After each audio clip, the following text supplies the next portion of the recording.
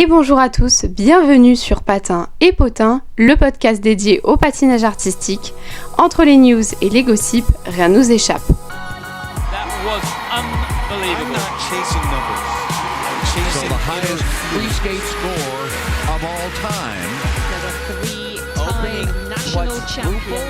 Axel, I can't believe I'm saying those Talent like words. this comes along once in a lifetime. On commence cette série de Grands Prix avec le Grand Prix de France qui se déroulait à Angers ce week-end. Ilia Malinine était présent et repart avec une médaille d'or et un magnifique score de 321. Ces deux nouveaux programmes sont incroyables et les costumes aussi. On voit qu'il a porté une certaine attention pour cette saison olympique, même si son meilleur programme reste running de la saison dernière. Adam Siawinfa remonte la pente après sa blessure de l'année dernière. Il avait terminé 4e au dernier championnat du monde. Il a prouvé qu'il fait toujours partie de la cour des grands. Il y a 2 ans, il avait battu Ilia Malinine au Grand Prix de France. Cette fois, c'est près de 40 points qui le séparent de la première place, 280,95, mais on sait qu'il est capable de mieux. Il remporte quand même la médaille d'argent. Il décroche un magnifique quadruple Lutz au programme libre. 3e, c'est Nika Egadze, le géorgien, et pour moi, on ne pouvait pas avoir un meilleur podium. Nika a tellement bataillé l'année dernière pour obtenir une médaille en Grand Prix, mais cette année, il a un atout de taille, le quadruple Lutz. Luka Bridgi, le champion d'Europe, termine 4e pour la Suisse, François Pitot 5e et Luc Economides 11e pour la France.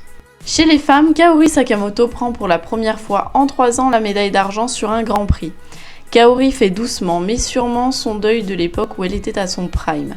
Elle reste cependant très souriante et elle nous impressionne toujours par sa qualité technique. Ces deux programmes m'ont donné des frissons. Elle finit avec un score qui dépasse quand même sa dernière performance des championnats du monde, 224,23. Jia Shin, la coréenne fraîchement rentrée en catégorie senior, ne réussit pas à atteindre le podium. Elle fait de nombreuses erreurs inhabituelles et ne termine qu'à la 7e place. Elle s'est cependant bien rattrapée sur la deuxième partie. Isabeau Levito, elle aussi n'atteint pas le podium. Sa blessure de l'année dernière lui a fait perdre du temps et beaucoup d'entraînement. Chaeyeon Kim aussi manque le podium malgré un programme parfait. La championne des 4 continents finit avec 187,59.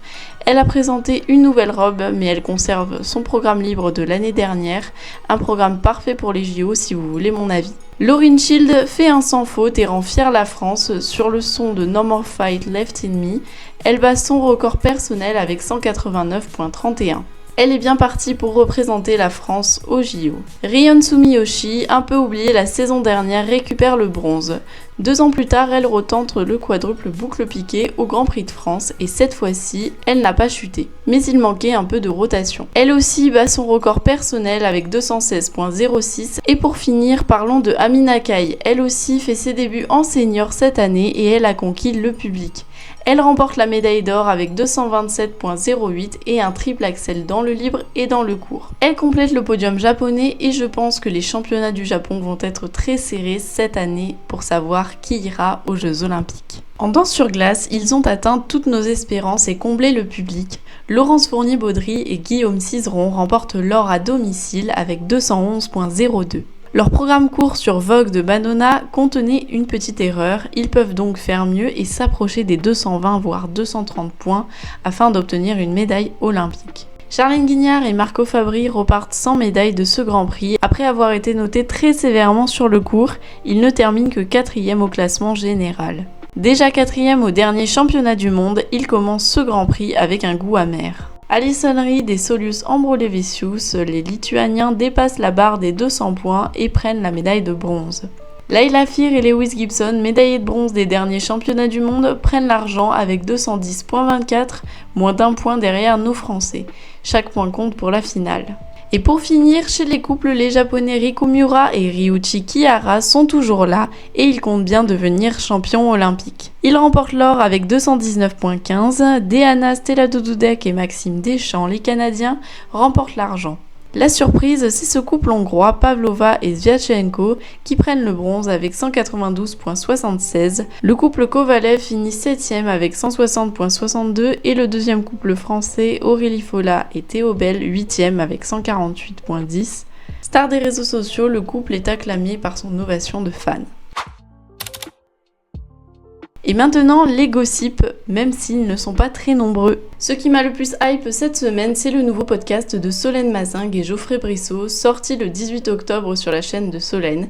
Il aborde des sujets comme la dyslexie dans le patinage, ou même les blessures et accidents, notamment l'accident de Solène. À travers ce podcast, on peut comprendre toute leur amitié et c'est un magnifique projet qu'ils nous présentent. Le podcast s'appelle So & Jo et je vous conseille vraiment d'aller l'écouter. Amina Caille, 17 ans, après sa victoire au Grand Prix de France, cherche à atteindre la finale. Elle déclare « Je ne vais pas me laisser mettre la pression par les résultats. J'ai fait un pas vers la finale du Grand Prix et si je me concentre sur ma performance, lors de la prochaine compétition, les résultats suivront. Je veux rester positif pour l'avenir. » À seulement 17 ans, elle est pleine d'ambition, médaillée de bronze de la dernière finale du Grand Prix Junior, elle compte bien être médaillée cette année encore. Tatiana Tarasova, commentatrice de la One TV et coach russe, a exprimé dans une interview son admiration pour Ilia Malinine. « Je suis encore impressionnée par ce que j'ai vu.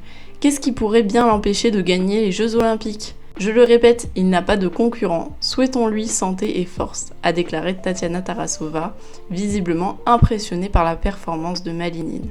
Pour impressionner Tatiana Tarasova, il faut le faire quand même, donc on peut dire que Ilia Malinine est vraiment appréciée par tout le monde.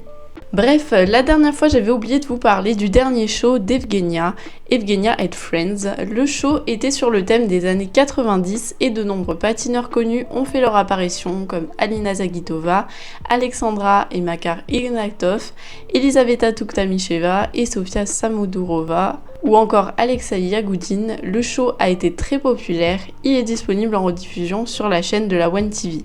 Et pour finir, une nouvelle assez drôle, le célèbre patineur et entraîneur Evgeny Plouchenko montre tout son ego à travers la création d'une compétition à son nom et un trophée à son effigie. De nombreuses critiques ont fusé sur les réseaux sociaux, c'est vrai qu'il faut quand même un sacré ego pour faire ça. Et voilà, c'est tout pour aujourd'hui, merci d'avoir suivi ce nouvel épisode de Patin et Potin, j'espère qu'il vous aura plu, on se retrouve la semaine prochaine pour la Cup of China.